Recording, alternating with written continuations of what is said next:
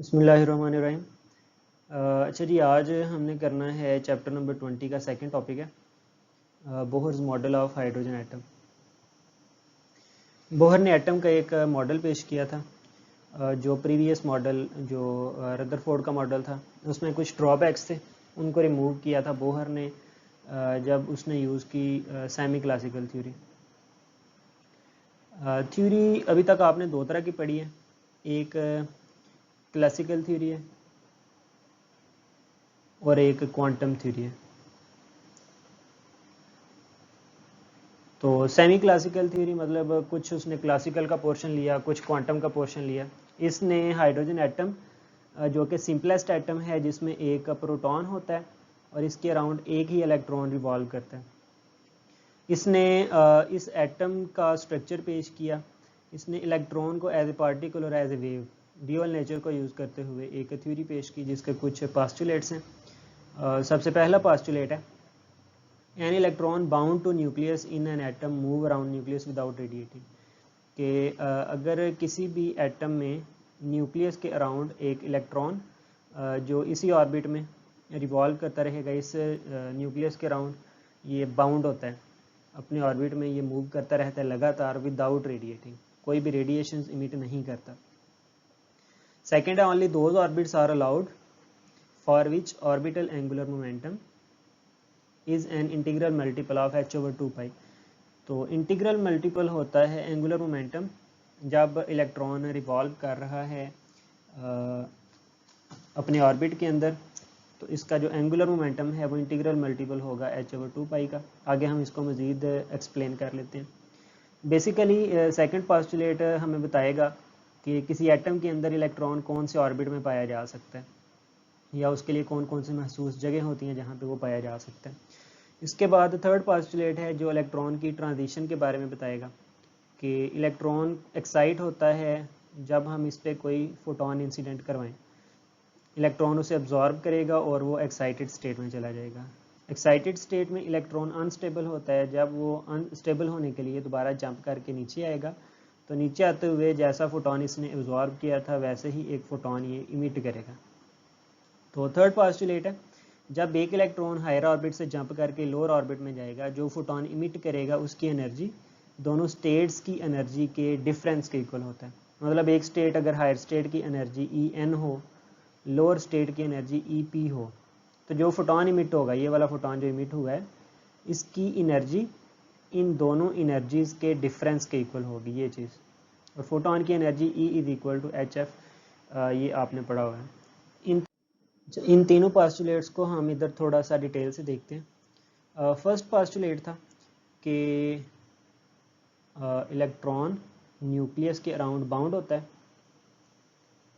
और ये अपने ऑर्बिट के अंदर मूव करता रहेगा विदाउट रेडिएटिंग। विदाउट रेडिएटिंग मतलब जब ये मूव कर रहा होगा तो ये कोई भी रेडिएशंस इमिट नहीं करेगा। इलेक्ट्रॉन जब तक अपने ऑर्बिट में मूव करता रहेगा ये रेडिएशंस इमिट नहीं करेगा। इलेक्ट्रॉन ने सिर्फ और सिर्फ उस वक्त रेडिएशंस इमिट करनी हैं जब ये हायर ऑर्बिट से जंप करके लोअर ऑर्बिट में जाएगा। जब ये इलेक्ट्रॉन हायर से जंप करके लोअर में जाएगा, सिर्फ उसी वक्त ये रेडिएशन इमिट करेगा।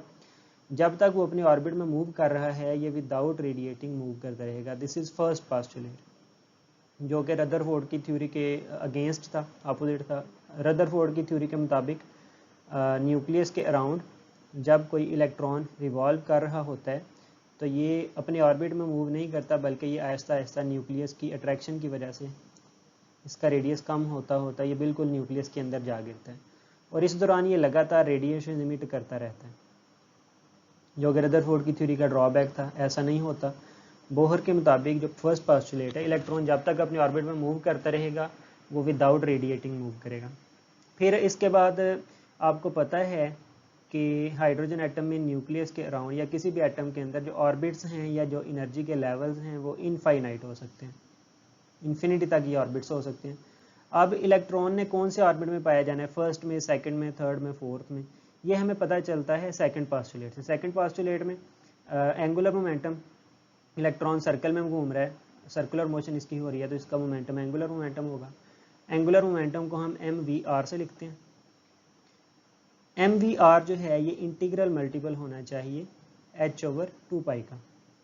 इंटीग्रल मल्टीपल h/2π का मतलब है फर्स्ट ऑर्बिट के लिए n की जगह पे हम 1 पुट कर देंगे। अगर 1 h/2π है एंगुलर मोमेंटम तो इसका मतलब इलेक्ट्रॉन सिर्फ और सिर्फ फर्स्ट ऑर्बिट में पाया जा सकता है। अगर ये 2h/2π बन जाए तो इसका मतलब होगा इलेक्ट्रॉन सेकंड ऑर्बिट में पाया जाता है। अगर ये 3h/2π है तो इसका मतलब है इलेक्ट्रॉन थर्ड ऑर्बिट में होगा, अप टू सो ऑन। ये हमें बताएगा बेसिकली सेकंड पोस्टुलेट कि इलेक्ट्रॉन कौन से ऑर्बिट में पाया जा सकता है। और 1 और 2 के बीच में कोई भी इंटीजर नहीं आता तो इसका मतलब है फर्स्ट ऑर्बिट और सेकंड ऑर्बिट के बीच में जो स्पेस है इसमें इलेक्ट्रॉन नहीं पाया जा सकता। इलेक्ट्रॉन या तो फर्स्ट ऑर्बिट में हो सकता है या सेकंड ऑर्बिट में, इनके बीच में जो खाली जगह होती है वहाँ पे इलेक्ट्रॉन कभी भी नहीं पाया जा सकता। तो बेसिकली सेकंड पोस्टुलेट हमें बताएगा कि इलेक्ट्रॉन कौन से ऑर्बिट में स्टे कर सकता है। इसके बाद फर्स्ट दो तो हमें बताते हैं कि इलेक्ट्रॉन का ऑर्बिट जब फिक्स होता है तो वो किस तरह से मूव करता है। थर्ड पोस्टुलेट हमें बताएगा जब भी इलेक्ट्रॉन की ट्रांजिशन होती है तो फिर इलेक्ट्रॉन किस तरह से बिहेव करता है। एनर्जी लेवल्स आपको बताया गया है कि ये इनफाइनाइट एनर्जी लेवल्स होते हैं। अगर हम समझने के लिए, वैसे तो सर्कुलर फॉर्म में होते हैं, लेकिन अगर हम फॉर अंडरस्टैंडिंग इनको स्ट्रेट लाइन से रिप्रेजेंट कर लें, ये फर्स्ट ऑर्बिट है, ये सेकंड ऑर्बिट है, third, fourth, fifth, six, up to so on, ये इन्फिनिटी तक हो सकते हैं। फर्स्ट ऑर्बिट या इसे फर्स्ट एनर्जी लेवल कहा जा सकता है, सेकंड ऑर्बिट को second energy level, third, fourth, fifth. तो एनर्जी लेवल्स जो हैं वो इनफाइनाइट हो सकते हैं। मोस्टली इलेक्ट्रॉन्स जो हैं वो अपनी ग्राउंड स्टेट के अंदर होते हैं। जब हम एक फोटोन इंसिडेंट करवाएंगे तो इलेक्ट्रॉन ने उस फोटोन को अब्जॉर्ब करना है, इसकी एनर्जी बढ़ जाएगी तो ये हायर स्टेट में चला जाएगा। अब ये हायर कौन सी स्टेट में जाता है ये डिपेंड करता है इस फोटोन की एनर्जी के ऊपर। मतलब जिन दो का डिफरेंस के इक्वल हम एनर्जी प्रोवाइड करवाएंगे। मतलब अगर हम इसे एनर्जी देंगे, इस इंसिडेंट फोटोन के पास एनर्जी होती E4 - E1, तो इलेक्ट्रॉन ने यहाँ से जंप करके फोर्थ में चले जाना था, क्योंकि इसके पास एनर्जी है E4 और E1, इन दोनों की एनर्जी के डिफरेंस के इक्वल। इसके अलावा अगर हम इस पर कोई फोटोन इंसिडेंट करवाएं, उस फोटोन के पास एनर्जी है E3 - E1, थर्ड स्टेट और फोर्थ स्टेट की एनर्जी के डिफरेंस के इक्वल एनर्जी हो, तो इलेक्ट्रॉन जंप करके थर्ड ऑर्बिट में चला जाएगा। अगर हम एक फोटोन इंसिडेंट करवाएं, उस फोटोन के पास एनर्जी हो E5 - E1, तो ये इलेक्ट्रॉन जंप करके पांचवें ऑर्बिट में चला जाएगा। ये डिपेंड करता है जो फोटोन इंसिडेंट हो रहा है उसके पास कितनी एनर्जी है। जब वो इलेक्ट्रॉन उसको अब्जॉर्ब करेगा तो फिर उसी हिसाब से वो किसी ऑर्बिट में चला जाएगा। अब एटम या इलेक्ट्रॉन जब एक्साइट होके हायर स्टेट्स में चला गया, ये एनर्जी लेवल्स हैं बहुत सारे, फर्स्ट वाले को हम ग्राउंड कह लेते हैं। अब ये first, second, third, fourth, fifth, six, up to so on. अब इलेक्ट्रॉन ग्राउंड स्टेट से जंप करके हायर स्टेट्स में गया है, इसने जंप करके दोबारा नीचे वाली स्टेट में जाना है। हायर ऑर्बिट से जंप करके ये लोअर ऑर्बिट में जाएगा। फॉर एग्जांपल हम कहते हैं इलेक्ट्रॉन यहाँ से जंप करके 1 में जा रहा है, तो जब इलेक्ट्रॉन एक्साइट हुआ है, इसने जो फोटोन अब्जॉर्ब किया था, अब वहाँ से जंप करके जब ये दोबारा ग्राउंड स्टेट में जाएगा तो वही फोटोन अब ये इमिट कर देगा। तो ये वाला फोटोन जो इमिट करेगा इसके पास भी वही एनर्जी होगी जो दोनों स्टेट्स की एनर्जी के डिफरेंस के इक्वल है। मतलब ये जो फोटोन इमिट हुआ है उसकी एनर्जी E5 - E1 होगी। इसी तरह अगर फोर्थ से जंप करके सेकंड में जा रहा है तो जो फोटोन इमिट होगा उसके पास एनर्जी दोनों स्टेट्स की एनर्जी के डिफरेंस के इक्वल आएगी। मतलब फोर्थ से सेकंड में जा रहा है तो इसका एनर्जी होगी E4 - E2। अगर छठे से जंप करके फर्स्ट में जा रहा है तो जो फोटोन इमिट होगा उसके पास एनर्जी होगी E6 - E1। अगर हम दो एनर्जी की स्टेट्स लेते हैं, एक हायर स्टेट है उसको हम En का नाम दे दें, लोअर स्टेट को EP का नाम दे दें, तो जो फोटोन इमिट हुआ है, इमिटेड फोटोन की एनर्जी को वैसे E = hf से लिखा जाता है। ये एनर्जी इक्वल होगी दोनों एनर्जीज के डिफरेंस के इक्वल, हायर माइनस लोअर। ये बोहर का थर्ड पोस्टुलेट होगा, ये आपने याद रखना है, नेक्स्ट टॉपिक में हमने इसको यूज़ करना है। तो ये बोहर के पोस्टुलेट्स को यूज़ करते हुए आगे D Broglie's interpretation of Bohr's orbits. De Broglie interpretation, de Broglie है कि हर मूविंग पार्टिकल के साथ एक वेव एसोसिएट होती है। इसी फिनोमिना को बोहर ने यूज़ किया था अपनी सेमी क्लासिकल थ्योरी के अंदर। तो बोहर की थ्योरी के मुताबिक इलेक्ट्रॉन जो है ये एज ए पार्टिकल भी बिहेव करेगा और यही इलेक्ट्रॉन एज ए वेव भी बिहेव करता है। जब इलेक्ट्रॉन को एज ए पार्टिकल बिहेव देखा जाएगा तो एक पूरे रेवोल्यूशन में, एक पूरे चक्कर के दौरान इसने जो डिस्टेंस कवर करना है वो सर्कमफ्रेंस ऑफ सर्कल के इक्वल होगा 2πr। अगर इसे हम इक्वेशन नंबर 1 का नाम दें, ये एज ए पार्टिकल जब इसको डील किया जाएगा। और जब इसको एज ए वेव डिस्कस किया जाएगा तो इलेक्ट्रॉन फॉर एग्जांपल एक पोजीशन से स्टार्ट हो गया, दोबारा इसने इस पोजीशन पर आना है एज ए वेव बिहेव करते हुए, तो इसका जो डिस्टेंस है वो कवर किया जाएगा यहाँ से एक वेव की फॉर्म में अगर आगे जाए तो ये जिसमें क्रस्ट और ट्रफ आएगा ये एक वेवलेंथ के इक्वल डिस्टेंस होता है। फिर इसके बाद अगला क्रस्ट और ट्रफ ये दूसरी वेवलेंथ होगी, इसी तरह अप टू सो ऑन। जो टोटल डिस्टेंस कवर करेगा उसे हम n वेवलेंथ कह सकते हैं। वेव एज ए वेव जब वो ट्रैवल कर रहा होगा तो L is equal to n lambda लिखा जा सकता है। इक्वेशन नंबर 2 यही आपने classical mechanics, classical theory first year के अंदर पढ़ा था, stationary waves in stretched string. जो इसकी पूरी लेंथ होती है, इसमें वेव्स कितनी आ रही हैं वो अगर हम उसका नंबर n रख दें तो L is equal to n lambda. ये क्लासिकली जब इसको डिस्कस किया जाएगा जियो स्टेशनरी वेव्स की फॉर्म में। तो इलेक्ट्रॉन का D1 nature as a particle, इससे एक इक्वेशन बन जाएगी, और जब उसका वेव नेचर देखेंगे तब ये एक और इक्वेशन बन जाएगी। अगर हम दोनों को कंपेयर कर लें, कंपेयरिंग इक्वेशंस 1 एंड 2, तो एक्सप्रेशन जो है वो लिखा जा सकता है 2πr is equal to n lambda. अब डी ब्रॉगलीज इंटरप्रिटेशन है कि हर मूविंग पार्टिकल के साथ एक वेव एसोसिएट होती है, उसकी वेवलेंथ को हम lambda is equal to h/mv से लिख सकते हैं। जब हम ये रिजल्ट लैम्डा की जगह पे सब्सटीट्यूट करते हैं तो एक्सप्रेशन बन जाएगा 2πr is equal to n और लैम्डा की जगह पे आ जाएगा h/mv। अब अगर हम mv और r इनको कंबाइन कर लें एक साइड पे तो ये बन जाएगा mvr, बाकी सारी टर्म दूसरी साइड पे ले जाएं, n h/2π। ये है बोहर का सेकंड पोस्टुलेट। इसके मुताबिक एंगुलर मोमेंटम जो है this should be integral multiple of h/2π, जो हमें बताएगा कि इलेक्ट्रॉन कौन से ऑर्बिट में स्टे कर सकते हैं। अब Bohr's theory of hydrogen atom, इसको यूज़ करते हुए हम किसी भी पार्टिकल या हाइड्रोजन एटम का रेडियस फाइंड कर सकते हैं, ऑर्बिट का रेडियस। हाइड्रोजन एटम के अंदर न्यूक्लियस के अराउंड डिफरेंट एनर्जी लेवल्स होते हैं और ये इनफाइनाइट हो सकते हैं। अगर आप देखें तो न्यूक्लियस के अराउंड हर ऑर्बिट जो है उसका रेडियस डिफरेंट होगा। सबसे अंदर वाले का रेडियस सबसे कम है, जैसे जैसे ऑर्बिट बढ़ता जाएगा सेकंड ऑर्बिट का रेडियस उससे ज़्यादा होगा, फिर उसके बाद थर्ड का उससे ज़्यादा, फोर्थ का उससे ज़्यादा। तो जैसे जैसे रेडियस जो है वो बढ़ता जा रहा है, अगर इनफाइनाइट रेडियाई हैं, इनफाइनाइट एनर्जी स्टेट्स हैं, तो रेडियस भी उसी हिसाब से इसकी डिफरेंट वैल्यूज़ होंगी। तो ये जो रेडियस हर एक ऑर्बिट का डिफरेंट आ रहा है, ये डिफरेंट चीज़ को हम क्वांटाइज्ड कहते हैं। अगर एक जैसा हो तो उस चीज़ को कॉन्टीन्यूअस कहा जाता है। मतलब अगर रेडियस इस एक चीज़ की हम बात करें, सर्कल में रेडियस हर पॉइंट पे एक जैसा होता है, इस चीज़ को हम कॉन्टीन्यूअस कहते हैं। लेकिन डिफरेंट एनर्जी लेवल्स की जब बात की जाएगी, हर ऑर्बिट का रेडियस डिफरेंट होगा। ये जो डिफरेंट आ रहा है हर ऑर्बिट का रेडियस, इस डिफरेंट चीज़ को हम क्वांटाइज्ड कहते हैं।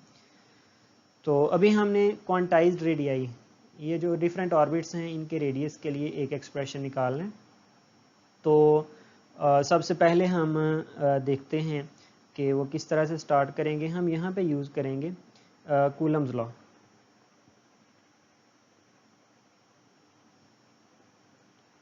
कूलम्स लॉ है कि कोई से दो चार्जेस, इनके बीच में फोर्स जो है वो डायरेक्टली प्रोपोर्शनल होती है दोनों चार्जेस के प्रोडक्ट के, और इन्वर्सली प्रोपोर्शनल होती है इनके दरमियान डिस्टेंस के स्क्वायर के। और यहाँ पे कांस्टेंट यूज़ किया जाता है जिसे कूलम्स कांस्टेंट कहते हैं। ये है इलेक्ट्रोस्टैटिक फोर्स। दो चार्जेस हैं प्लस और माइनस, तो इनके बीच में इलेक्ट्रोस्टैटिक फोर्स ऑफ अट्रैक्शन होगी, प्लस और माइनस एक दूसरे को अट्रैक्ट करते हैं। इसी चीज़ को प्रेजेंट केस में कैसे लिखा जा सकता है, इलेक्ट्रोस्टैटिक फोर्स इक्वल आएगा कूलम्स कांस्टेंट के दो चार्जेस Q1 और Q2। यहाँ पे दो चार्जेस हैं प्लस और माइनस, दोनों की वैल्यूज़ 1.6 10⁻⁻19 होती हैं। चार्ज दोनों का एक जैसा है, सिर्फ प्लस और माइनस का फ़र्क है। जब हम मैग्नीट्यूड की बात करते हैं तो मैग्नीट्यूड के लिए दोनों की मैग्नीट्यूड एक जैसी होगी, तो मैग्नीट्यूड की फॉर्म में हम ई और ई दोनों को कंबाइन करेंगे तो ई का स्क्वायर बन जाएगा डिवाइडेड बाय आर का स्क्वायर। अच्छा, अब रेडियस की अगर हम बात करें, ये जो डिफरेंट एनर्जी लेवल्स आ रहे हैं सब का रेडियस डिफरेंट है, जिसे हम क्वांटाइज्ड कहते हैं। सब का रेडियस डिफरेंट है, तो इधर हम जनरली n से रिप्रेजेंट कर लेंगे जो कि क्वांटाइज्ड होगा। फर्स्ट के लिए हम n की जगह पे 1 पुट कर सकते हैं, सेकंड के लिए n की जगह पे 2 पुट किया जा सकता है, थर्ड के लिए n की जगह पे 3 अप टू सो ऑन। अच्छा, इसे नाम दे देते हैं इक्वेशन नंबर 1 का। अब ये जो इलेक्ट्रोस्टैटिक फोर्स ऑफ अट्रैक्शन है, इसकी डायरेक्शन सेंटर की तरफ है, प्लस न्यूक्लियस बड़े साइज का होता है, ये इलेक्ट्रॉन को अपनी तरफ अट्रैक्ट करता है, तो फोर्स ऑफ अट्रैक्शन इसकी डायरेक्शन सेंटर की तरफ होगी। सेंटर की तरफ फोर्स की डायरेक्शन है और कोई पार्टिकल सर्कल में घूम रहा है, तो वो फोर्स जो पार्टिकल को सर्कल में घुमा रही है और उसकी डायरेक्शन सेंटर की तरफ है, वो सेंट्रीपिटल फोर्स होती है। तो सेंट्रीपिटल फोर्स को हम लिख सकते हैं F C is equal to M V square over R. अब ये जो रेडियस है ये क्वांटाइज्ड है, हर ऑर्बिट का रेडियस डिफरेंट है, तो इसके लिए हम इधर n लिख लेते हैं। फिर हर ऑर्बिट के अंदर वेलोसिटी, इलेक्ट्रॉन के घूमने की वेलोसिटी भी डिफरेंट होगी, तो उसके लिए भी हम n यूज़ कर लेते हैं। वेलोसिटी भी क्वांटाइज्ड होती है और रेडियस भी क्वांटाइज्ड होता है। अब ये जो इलेक्ट्रोस्टैटिक फोर्स है यही सेंट्रीपिटल फोर्स का काम कर रही है, तो हम दोनों को कंपेयर कर सकते हैं। F E is equal to F C, तो ये बनेगा K E square over R N का square, this is equal to M V square over R. इसको थोड़ा सा सिंप्लीफाई कर लेंगे, आर जो है ये स्क्वायर के साथ कैंसिल हो जाएगा, बाकी हम इस रिजल्ट को लिख सकते हैं K E square over R N, this is equal to M V square. इसे क्या लेते हैं इक्वेशन नंबर 3। अब इस वी स्क्वायर की वैल्यू हम एक और इक्वेशन जो हमने पढ़ी हुई है बहुत second postulate, M V R is equal to N H over 2 pi. यहाँ पर हम देखते हैं कि वेलोसिटी भी क्वांटाइज्ड है और रेडियस भी क्वांटाइज्ड है। यहाँ से v की वैल्यू हम इस इक्वेशन में सब्सटीट्यूट करेंगे इक्वेशन 3 के अंदर, तो यहाँ से vn को सेपरेट कर लें, vn बन जाएगा N H over 2 pi, m भी दूसरी साइड पे और आर एन भी दूसरी साइड पे, m और आर एन। हमें यहाँ पे वी स्क्वायर की वैल्यू चाहिए इक्वेशन 3 के अंदर, तो दोनों साइड पे स्क्वायर ले लें। वी एन का स्क्वायर ये इक्वल आएगा N square H square over 4 pi square M square और आर एन का स्क्वायर। ये वैल्यू वी स्क्वायर की पुट करते हैं हम इक्वेशन नंबर 3 के अंदर, पुट इन इक्वेशन नंबर 3, तो रिजल्ट बनेगा K E square over R N, this is equal to M, और वी स्क्वायर की जगह पे इसकी value N square H square over 4 pi square M square और आर एन का स्क्वायर। थोड़ा सा सिंप्लीफाई कर लें इसे, आर एन जो है ये स्क्वायर के साथ कैंसिल, एम जो है ये इसके स्क्वायर के साथ कैंसिल होगा, तो बाकी रीअरेंज हम करेंगे। हमें बेसिकली चाहिए क्वांटाइज्ड रेडियाई के लिए एक्सप्रेशन, रेडियस को एक साइड पे ले जाएं, आर एन को हम दूसरी साइड पे ले जाते हैं, आर एन इक्वल्स टू बाकी सारी टर्म्स एक साइड पे कंबाइन कर दें, N square H square over में आ रहा है 4 पाई स्क्वायर, के दूसरी साइड पे जाएगा, ई स्क्वायर दूसरी साइड पे जाएगा, और ये वाला एम स्क्वायर, बल्कि एम स्क्वायर कैंसिल हो गया है तो इधर स्क्वायर नहीं आएगा, सिर्फ एम यूज़ किया जाएगा। तो ये वाला एक्सप्रेशन बन जाएगा क्वांटाइज्ड रेडियाई के लिए, R N is equal to N square H square over 4 pi square K E square M. ये वाला फार्मूला आपने याद रखना है जो हमने नेक्स्ट 2-3 टॉपिक्स में यूज़ करना है। This is formula for quantised radii. अभी हमने इसकी वैल्यू निकालनी है इसी फार्मूला से। फार्मूला हमने पढ़ा है R N is equal to N square H square over 4 pi square K E square और एम। यहाँ पर h जो है ये प्लांक्स कांस्टेंट है, जिसकी वैल्यू 6.63 10⁻⁻34 जूल सेकंड होती है। 4 पाई ये तो कांस्टेंट है। के कूलम्स कांस्टेंट होता है जिसकी value 9 multiply by 10⁻⁹ newton metre square पर कूलम स्क्वायर होती है। ई जो है ये चार्ज ऑन इलेक्ट्रॉन है जिसकी वैल्यू 1.6 10⁻⁻19 कूलम होती है। एम जो है this is mass of electron जिसकी वैल्यू 9.1 10⁻⁻31 किलोग्राम होती है। जब हम ये सारी वैल्यूज पुट करेंगे बाय पुटिंग दीज वैल्यूज तो हमें एक आंसर मिलेगा Rn is equal to n square. सारी वैल्यूज को हम h की वैल्यू 4 पाई के स्क्वायर सारे कांस्टेंट्स की वैल्यू जब हम पुट करके सॉल्व करेंगे तो ये बन जाएगा 0.053 नैनोमीटर। ये है क्वांटाइज्ड रेडियाई के लिए एक्सप्रेशन। अगर हम फर्स्ट ऑर्बिट यूज कर रहे हैं फॉर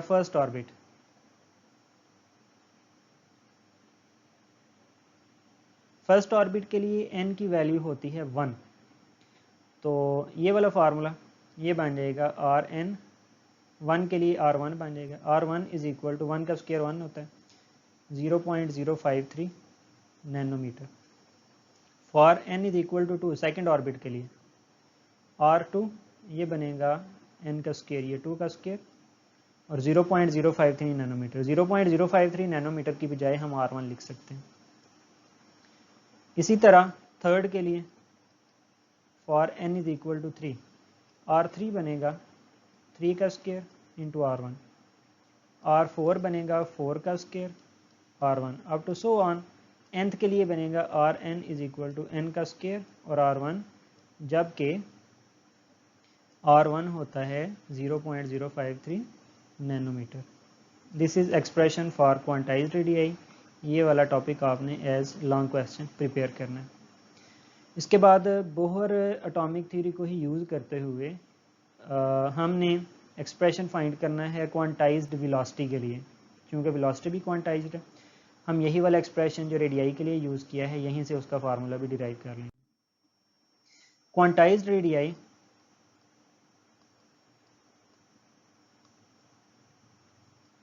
उसके लिए हमने एक्सप्रेशन निकाला है Rn is equal to n square h square over 4 pi square K E square और m। इसे हम इक्वेशन नंबर 1 कह लेते हैं। फिर आपने पढ़ा हुआ है as mvr is equal to nh over 2 pi जो कि बोहर का सेकंड पास्टुलेट है। इसमें वेलोसिटी भी क्वांटाइज्ड होती है और रेडियस भी क्वांटाइज्ड होता है। अगर हम Rn को सेपरेट कर लें Rn will be equal to nh over 2 pi m भी दूसरी साइड पे चला जाएगा और Vn भी दूसरी साइड पे चला जाएगा। इसे इक्वेशन नंबर 2 कह लें। दोनों को कंपेयर कर लें। Comparing equations 1 and 2।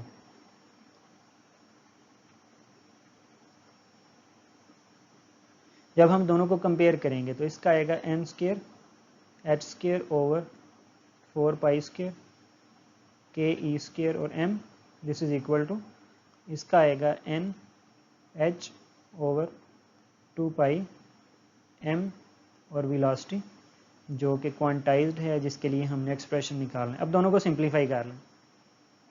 n जो है ये स्क्वायर के साथ कैंसिल, h इसके स्क्वायर के साथ cancel, 2 2s are 4, pi square के साथ कैंसिल, तो m जो है ये भी कैंसिल हो जाएगा। बाकी हमारे पास रिजल्ट बचेगा n h ओवर 2 पाई के ई स्क्वायर। इस साइड पे आएगा सारा कुछ कैंसिल हो गया है 1 ओवर Vn बचा।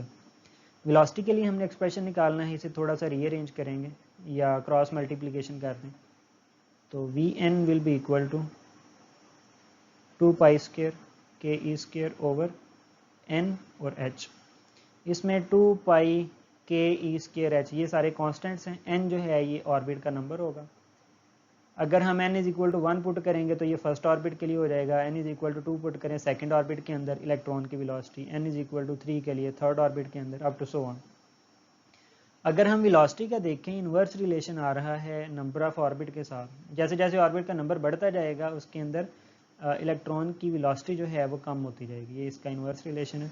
तो आपने ये वाला एक्सप्रेशन भी याद रखना है, ये शायद किसी न्यूमेरिकल में यूज़ हो।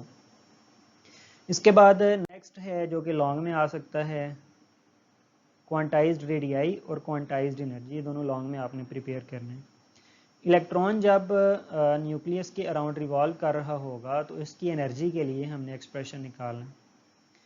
तो आपको पता है हाइड्रोजन एटम न्यूक्लियस में पॉजिटिव चार्ज होता है और इसके अराउंड जब एक इलेक्ट्रॉन रिवॉल्व करेगा इलेक्ट्रॉन में नेगेटिव चार्ज। इलेक्ट्रॉन जब मूव कर रहा होगा तो मोशन की वजह से जो एनर्जी होती है वो काइनेटिक एनर्जी होती है, प्लस एक पॉजिटिव चार्ज एक नेगेटिव चार्ज, इन दोनों के बीच में इलेक्ट्रोस्टैटिक फोर्स ऑफ अट्रैक्शन है जिसकी वजह से इनमें पोटेंशियल एनर्जी भी यूज़ होगी। तो एनर्जी क्वांटाइज्ड है, हर ऑर्बिट के अंदर एनर्जी डिफरेंट होती है, तो इसके लिए हम ई के साथ एन यूज़ कर लेते हैं। इक्वेशन नंबर 1, हमने काइनेटिक एनर्जी पोटेंशियल एनर्जी दोनों के एक्सप्रेशंस फाइंड करने हैं और इक्वेशन 1 में पुट करेंगे तो यहाँ से रिजल्ट बन जाएगा। हमें पता है काइनेटिक एनर्जी को थोड़ा सा सॉल्व कर लेते हैं। काइनेटिक एनर्जी का हमें पता है एज काइनेटिक एनर्जी इक्वल होती है 1/2 mv का स्क्वायर, और वेलोसिटी जो है ये क्वांटाइज्ड है तो इसके साथ n लिख लेते हैं। फार्मूला आपने पढ़ा हुआ है जो क्वांटाइज्ड रेडियाई में अभी हमने पढ़ा है इस केस में कि इलेक्ट्रिक फोर्स जो है वो सेंट्रीपिटल फोर्स प्रोवाइड करती है, इसलिए हम दोनों को इक्वल रख लेते हैं। इलेक्ट्रिक फोर्स k(E²/Rn), इसका स्क्वायर इक्वल आएगा सेंट्रीपिटल फोर्स mv²/r। वेलोसिटी भी क्वांटाइज्ड और रेडियस भी क्वांटाइज्ड। ये k(E²/Rn), k q1 q2/r² से हमने लिखा है, चार्जेस की मैग्नीट्यूड जब एक जैसी हो।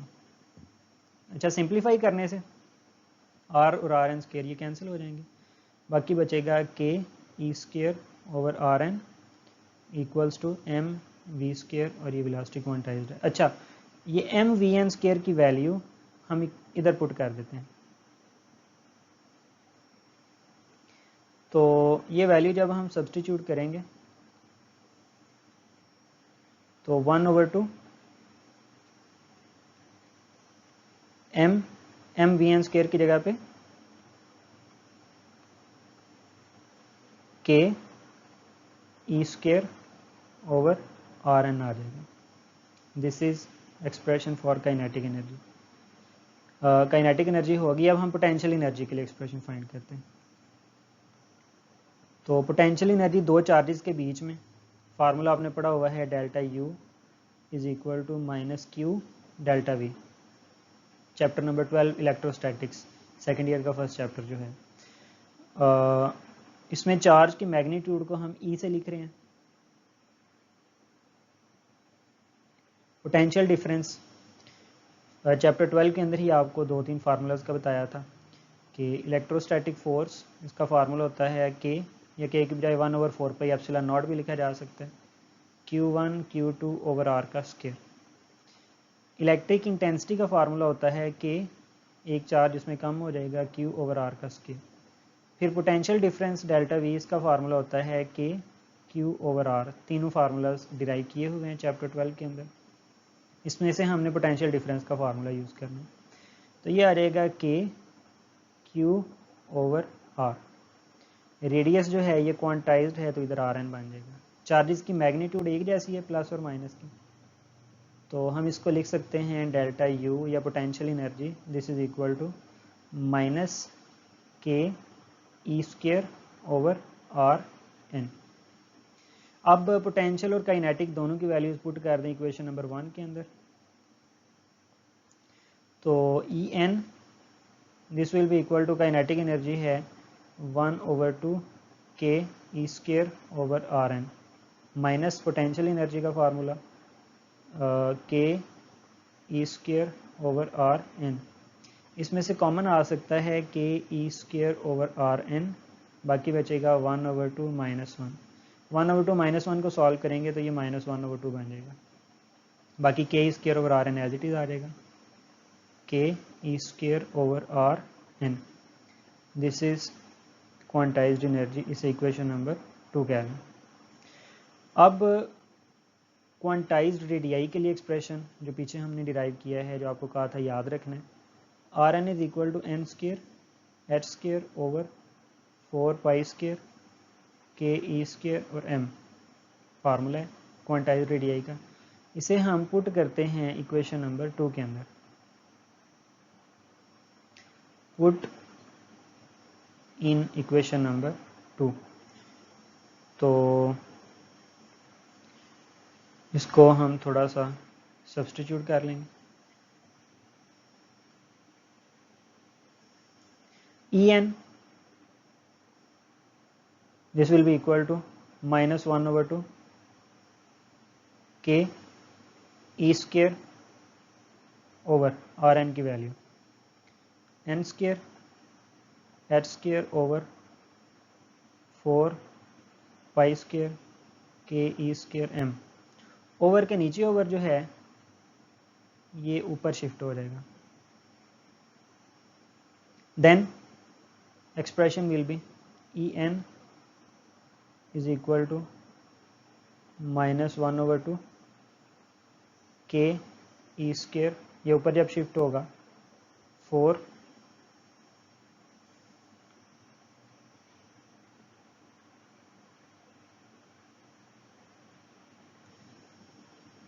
अच्छा जी, एक्सप्रेशन बनेगा 4 pi square K E square और M divided by N square H square. अब ये 2 और 4 कैंसिल हो जाएंगे, इधर 2 बचेगा, बाकी सिंप्लीफाई कर लेंगे -2, फिर इसके बाद के 1 और के 2 दफ़ा आ रहा है तो ये के स्क्र बन जाएगा। ई स्क्र और ई स्क्र जब ये मिलेंगे तो ई पावर 4, फिर साथ एम आ जाएगा और इसके साथ pi square divided by N square H square. अच्छा, अब इसमें जो कॉन्स्टेंट्स टर्म्स यूज़ की जा रही हैं, 2 कांस्टेंट, के कांस्टेंट, ई स्क्र ई की पावर 4 कांस्टेंट है, एम कांस्टेंट है, पाई कांस्टेंट है और एच कांस्टेंट है, सारे कांस्टेंट्स हैं। जब हम इन वैल्यूज सारी को पुट करने के बाद सॉल्व करेंगे, एनर्जी के लिए हम एक्सप्रेशन निकाल रहे हैं, तो आपने एनर्जी, चूँकि हाइड्रोजन एटम माइक्रो पार्टिकल है तो इसकी एनर्जी इलेक्ट्रॉन वोल्ट में निकालनी है, तो उसके लिए एक्सप्रेशन बनेगा -13.6 electron volt and this will be divided by N का स्क्वायर। अब ये एक्सप्रेशन है क्वांटाइज्ड एनर्जी के लिए। नेक्स्ट हम इसको मज़ीद थोड़ा सा सॉल्व कर लेते हैं। E N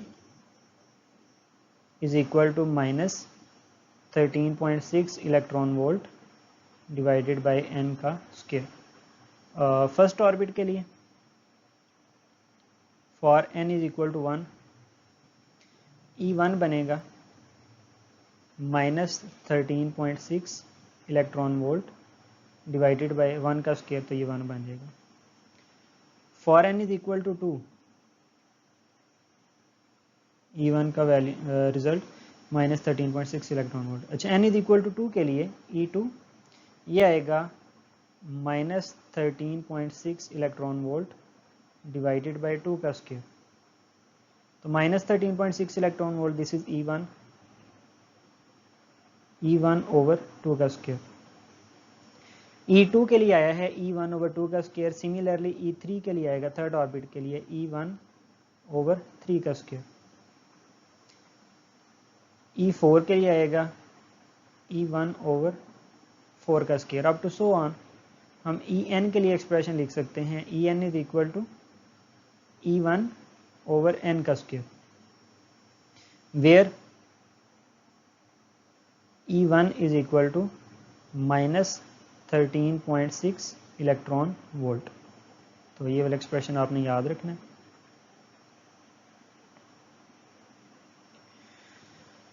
En is equal to E1 over n का स्क्वायर, जबकि E1 -13.6 इलेक्ट्रॉन वोल्ट होता है। अच्छा, ये लॉन्ग टॉपिक है। इसके बाद इस टॉपिक में डिस्कस किया गया है ग्राउंड स्टेट को, फिर एक्साइटेड स्टेट को। ये क्या होती हैं ग्राउंड स्टेट और एक्साइटेड स्टेट? किसी भी एटम के अंदर सबसे लोएस्ट एनर्जी की स्टेट जो है इसे ग्राउंड स्टेट कहा जाता है। फर्स्ट स्टेट जो है ये ग्राउंड हो गई। इससे ऊपर वाली जितनी भी स्टेट्स होती हैं वो सारी की सारी एक्साइटेड स्टेट्स होती हैं। तो इलेक्ट्रॉन की ट्रांजिशन हायर ऑर्बिट से जंप करके लोअर में, जब ये एनर्जी एब्जॉर्ब करेगा तो लोअर से जंप करके इसने हायर में चले जाना है। तो इसके बाद नेक्स्ट आ जाएगा हाइड्रोजन इमिशन स्पेक्ट्रम। हाइड्रोजन में आपको बताया है डिफरेंट एनर्जी लेवल्स हो सकते हैं, ये 1 से लेके इन्फिनिटी तक होते हैं। तो इलेक्ट्रॉन जब भी एनर्जी एब्जॉर्ब करता है वो हायर से जंप करके लोअर से जंप करके हायर में चला जाएगा जब वो एनर्जी एब्जॉर्ब करेगा। यही इलेक्ट्रॉन जब हायर से जंप करके लोअर में आएगा तो ये एनर्जी को इमिट करेगा या फोटोन को इमिट करेगा। तो इलेक्ट्रॉन हायर ऑर्बिट्स में से जंप करके फर्स्ट में आ सकता है, हायर से जंप करके सेकंड में आ सकता है, हायर से जंप करके थर्ड में, फोर्थ में, फिफ्थ में आ सकता है। तो हर एक स्टेप के दौरान ये डिफरेंट सीरीज की रेडिएशन इमिट करता है। मतलब हायर से जंप करके आएगा तो जब भी इसने हायर से जंप करके लोअर में आना है ये हमेशा फोटोन इमिट करेगा। तो ये सारे के सारे मिला के फोटॉन्स एक सीरीज बनाते हैं। इन सीरीज के डिफरेंट नाम हैं जिन्हें हम layman series, बामर series, Brackett series, पीफंड series इस तरह का नाम देते हैं। तो इनके लिए जनरल फार्मूला वो हम डिराइव करेंगे, उसकी वैल्यूज़ किस तरह से फाइंड की जा सकती है, वेवलेंथ या फ्रीक्वेंसी की वैल्यू किस तरह फाइंड की जा सकती है। तो बोहर का थर्ड पोस्टुलेट हमने पढ़ा हुआ है कि जो फोटॉन इमिट हो रहा है HF, उसकी एनर्जी दोनों स्टेट्स की एनर्जी के डिफरेंस के इक्वल आता है, En माइनस EP। इसमें En जो है ये हायर एनर्जी स्टेट है और EP जो है ये लोअर एनर्जी स्टेट है। तो अभी पिछले टॉपिक में क्वांटाइज्ड एनर्जी वाले टॉपिक में हमने पढ़ा है कि En is equal to E1 over n का स्क्वायर, जबकि E1 की वैल्यू होती है -13.6 electron volt divided by n का स्क्वायर En। इसी फार्मूला को हम यूज़ करेंगे इस केस में। तो HF फ्रीक्वेंसी को अगर हम वेवलेंथ की फॉर्म में कन्वर्ट कर लें तो F की बजाय लिखा जा सकता है C ओवर लैम्डा। En के लिए तो ये फार्मूला बनेगा -13.6 electron volt divided by n का स्क्वायर, माइनस EP के लिए, n के लिए ये वाले रिजल्ट अगर हम p इधर रख दें तो इधर p का स्क्वायर बन जाएगा। तो that will be -13.6 electron volt divided by p का स्क्वायर। तो HC over lambda 13.6 electron volt ये कॉमन आ सकता है, बाकी बनेगा -1 ओवर n का स्क्वायर, ये माइनस और माइनस प्लस हो जाएंगे 1 ओवर p का square. HC over lambda this is equal to 13.6 electron volt. इनको रीअरेंज कर लें, पहले प्लस वाली टर्म फिर माइनस वाली टर्म। अब वेवलेंथ के लिए अगर हम एक्सप्रेशन निकालना चाहें 1 over lambda this will be equal to 13.6 electron volt divided by HC 1 over p का स्क्वायर माइनस 1 ओवर n का स्क्वायर। अब ये जो टर्म्स आ रही हैं 13.6 electron volt divided by H और C, HC ये दोनों कांस्टेंट्स हैं, 13.6 भी कांस्टेंट है। इन सब कांस्टेंट्स को जब हम सॉल्व करते हैं तो इन दोनों कांस्टेंट की बजाय हम एक और कांस्टेंट यूज़ कर लेते हैं विच इज़ RH, और इसे राइडबर्ग कांस्टेंट कहा जाता है, इनटू 1 ओवर p का स्क्वायर माइनस 1 ओवर n का स्क्वायर। अब अगर हम p की जगह p एक ऐसा ऑर्बिट है जिसमें इलेक्ट्रॉन जंप करके आ रहा है, n वो वाला ऑर्बिट है जहाँ से इलेक्ट्रॉन जंप करके आ रहा है। तो अगर हायर ऑर्बिट से जंप करके इलेक्ट्रॉन फर्स्ट में आ रहा है, हम इस फार्मूला में p की जगह पे 1 पुट करें, p की जगह पे 1 पुट करें, n जो है ये हायर ऑर्बिट्स होंगे, n की बजाय 2 भी हो सकता है, 3, 4, 5 अप टू सो ऑन। अगर p की जगह पे 1 पुट करें तो जो सीरीज़ बनेंगी वो लेमैन सीरीज़ बनेगी। ये वाली चीज़ जो है आपने न्यूमेरिकल में यूज़ करनी है कि लेमैन सीरीज़ के अंदर वेवलेंथ फाइंड करें, बामर सीरीज़ के अंदर, पास्टन सीरीज़ के अंदर। तो p की जगह पे 1 पुट करेंगे, जो सीरीज़ बनेंगी वो लेमैन सीरीज़ होगी। p की जगह पे 2 पुट करेंगे वो बामर सीरीज़ होगी। p की जगह पे 3 पुट करेंगे वो पास्टन सीरीज़। फिर इसी तरह p की जगह पे 4 के लिए ब्रैकेट और p इज इक्वल टू 5, इससे जो सीरीज़ बनेंगी वो p फंड सीरीज़ होगी। फिर MCQs में पूछा जा सकता है कि जो लेमन सीरीज़ है वो लाई करती है अल्ट्रा वायलेट रीजन के अंदर, बामर सीरीज़ लाई करती है विजिबल रीजन के अंदर, और विजिबल रीजन ये बना हुआ है सारा रेनबो टाइप पैटर्न है। बाकी तीनों जो हैं वो इंफ्रारेड में लाई करती हैं, एक नियर इंफ्रारेड में और बाकी दोनों फार इंफ्रारेड में। तो आज के लेक्चर के लिए इतना ही, नेक्स्ट इंशाल्लाह कल होगा। अल्लाह हाफिज़।